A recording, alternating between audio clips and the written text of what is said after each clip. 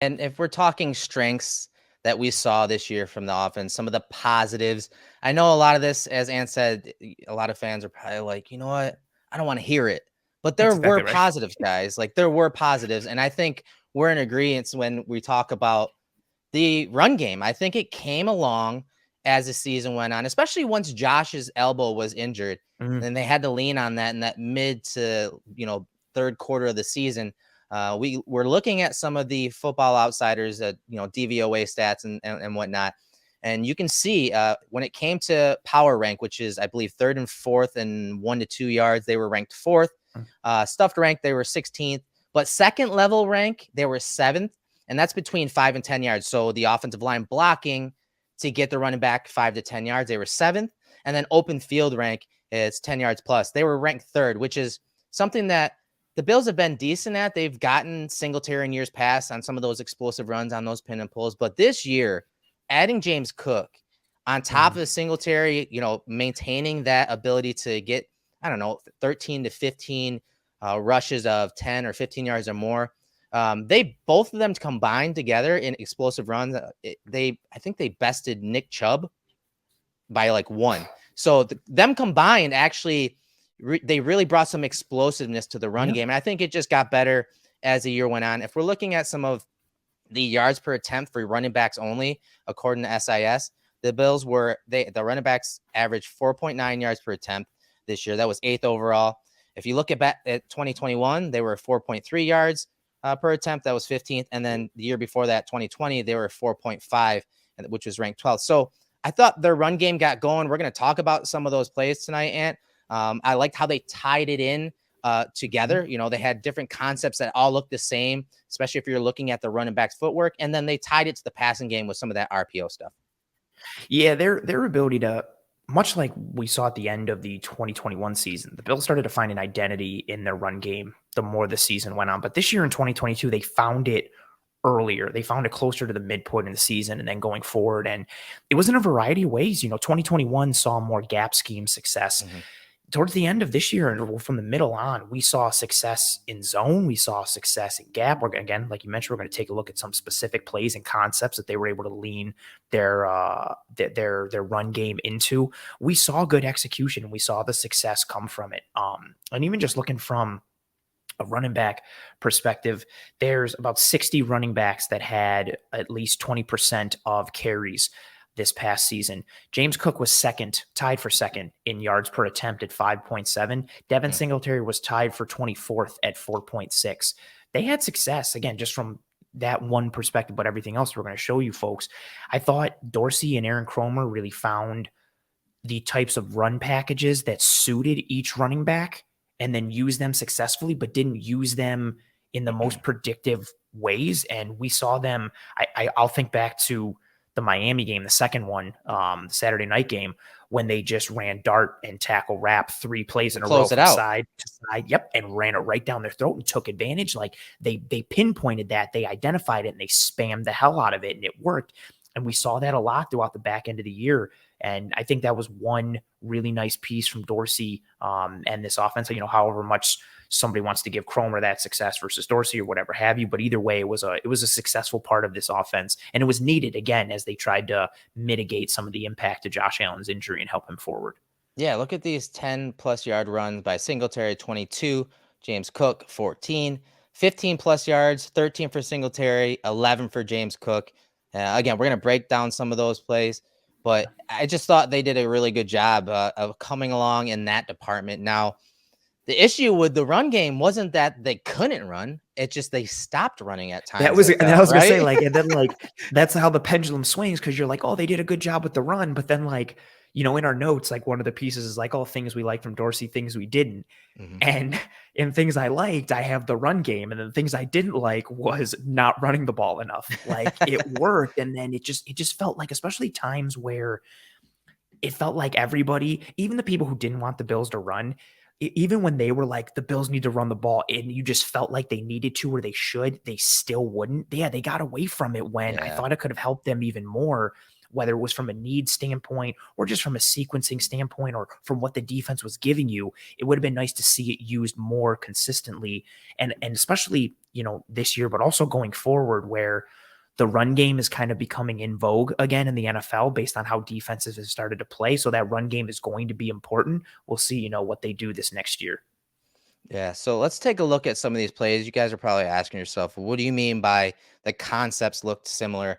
So for a defense, especially like linebackers, 54 and 58 here, they're keying not just the offensive linemen, especially these three inside here, but they're keying the running back's footwork too. And you're going to see the footwork.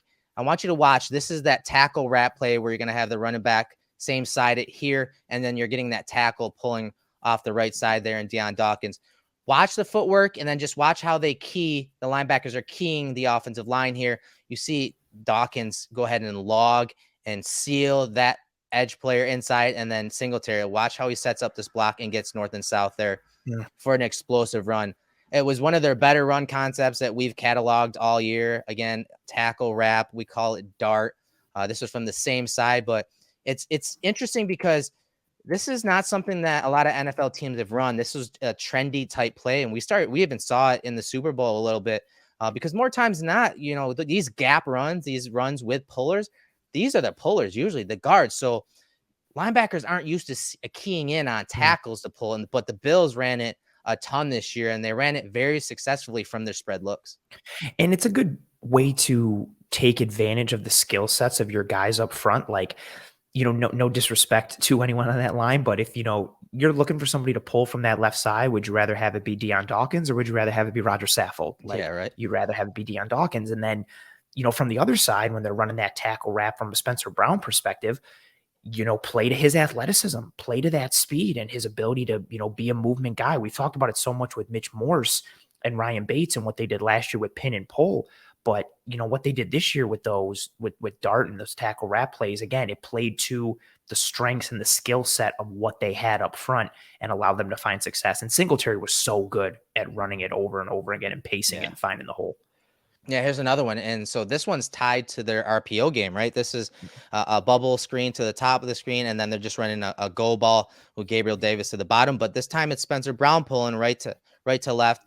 Same side, footwork by Devin Singletary. I'll explain why that's important. You see the insert block from Spencer Brown, and this is Devin Singletary's touchdown against the Chicago Bears. We'll look at it from the end zone angle. Again, this is just awesome because they're sending a blitz from the field off the right side there. And just watch the linebacker right here. Watch it, how he reacts to this movement up front, but also the running back. You see Singletary, again, pushing this way and then kind of bending it back.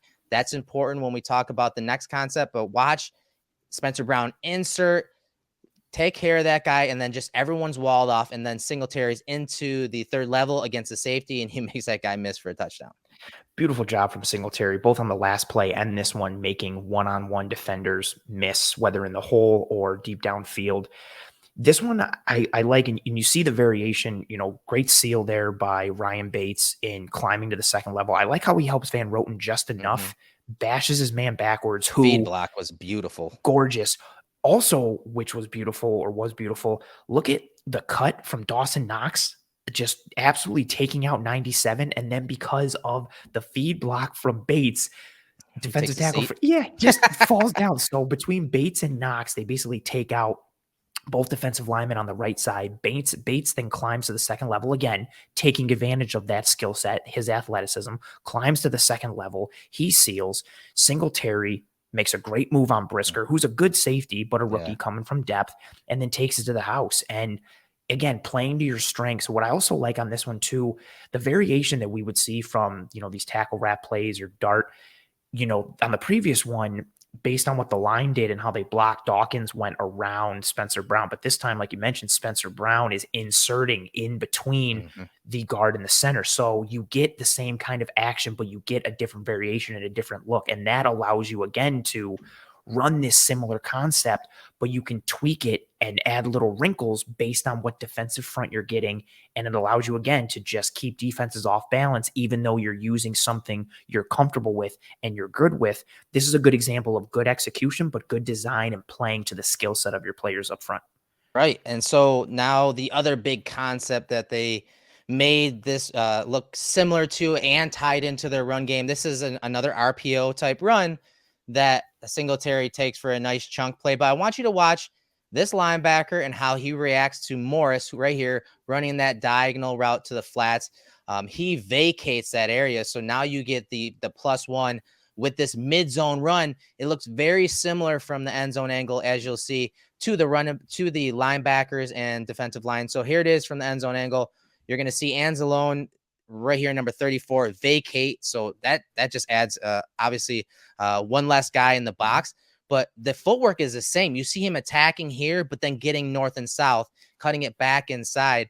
And so, a lot of the times, this linebacker right here, front side, he's like, okay, do I cut back this way? Or is this, similar to that tackle pull where they could be inserting right here, pulling someone and inserting right there? This time, again, it's a box numbers count, but it looks the same. And you're going to see Devin Singletary break the arm tackle and then get into the secondary for another nice gain. But this time off of that mid-zone run. Looks very similar, same footwork, but it's getting north and south and getting up the field by the running backs. You see that overcommitment from 55 towards front side, and Singletary just takes advantage of it, puts the foot in the ground, gets north and south, which also helps Ryan Bates set up his block like it allowed, because 55 over pursues. Bates can literally just come more vertical upfield, and then he actually executes a good block. Yep. But he doesn't even need to do much because the block is kind of set up for him already. The pass tag is so key because Anzalone, like you said, has to honor Quentin Morris. So you pull him out of the box. You already had an advantage from the get-go because you've got 6 in the box against 5 offensive linemen and 1 tight end. So that's 6 on 6. But with 6 blockers up front, that means there's 7 gaps. So you already have a gap advantage against the defense. But then on top of it, you pull one of those guys out because of the pass tag and the route from Morris. So now you've only got 5 in the box. And this is on top of the formation that I liked, running stacks and putting them to the wide side of the field. Look what that's done to the defense. You've got the 2 defensive backs at the bottom of the screen by McKenzie and Davis, but then you've also got a a safety outside the hashes as well. So you've got 3 over 2 in a way. You've got the numbers advantage for the entire rest of your formation, and you've also spread the defense out. You've helped ID a little more of what they're trying to do and what their look is going to be. And then on the snap, you get Anzalone flowing with Morris, and you get 55 over pursuing, and you get a quick foot in the ground, and they take advantage on that mid-zone run. This was a nice, again, execution, but it's tied to the design and the scheme. Really well done from start to finish. No, that's this is the last play we're going to take a look at. This is another mid-zone run. You have that RPO element again, this time versus Chicago. The box is a little more stacked here, but watch how the second level reacts to this mid-zone run. Again, this is later in the game, so they already saw that tackle wrap with Singletary, taking one to the house where he started on this side, that kind of, wrapped it back this way. But watch how Cook keeps it front side. But again, watch this linebacker react and almost look to anticipate that there's a bend back play with that tackle pulling. Watch that guy I circle. Watch how he shoots right there. Right there. He shot that gap thinking that wind back or bend back play was coming. That gives, Bates doesn't even have to touch him. I mean, Cook has the speed to get to that third level and then make that defender miss in the third level. I mean, this is what I mean by tying the concepts together. The formations look the same. The running back's footwork looks the same. They're not used to keying on tackles. So the interior guards and center all look the same in their footwork. And then just next thing you know, you get speed into that third level, and then you get 6 points on the board. It really shows how damaging proper sequencing and scheming can be for an offense, and how detrimental it can be to the success of the defense if you're on that side of the ball. You just keep a defense off balance. And here you can see, 45 is kind of playing that game of, oh, I think I know what's coming. Let me shoot this here. And it's like, oh, no, it was the wrong spot. And then you have a back with the juice of James Cook. And now all of a sudden, if you have a back with less juice, where this is maybe like a 15 or 20 yard gain, instead it turns into a house call because he eats up that space so quickly. And this is an exciting thing for this offense when you're able to create these light boxes or take advantage of lighter boxes that are just given to you. Cook has the speed to make you pay in a heartbeat and churn out quick yardage, or again, make an angle that's a little bit improper, or, someone over pursues or under pursues to the ball, he's got the speed to take it to the house quickly. And again, this is nice. We showed a similar concept from this earlier. This is them running it in another game. This is what we started to see from like middle of January on, where they were able to hang their hat on, these mid zone runs and dart, tackle wrap and kind of tie it all together, keep defenses off balance with that run game. The only real negative with it was they didn't run the ball more and kind of No, yeah, they get away from it. Yeah, like it just, especially with wanting to have that pivot and wanting to be versatile and dictating to defenses, it just seemed like a natural slam dunk. Like, oh, well, we've got this thing. Like, they'll probably just use it more. And it was like, no, they're not going to.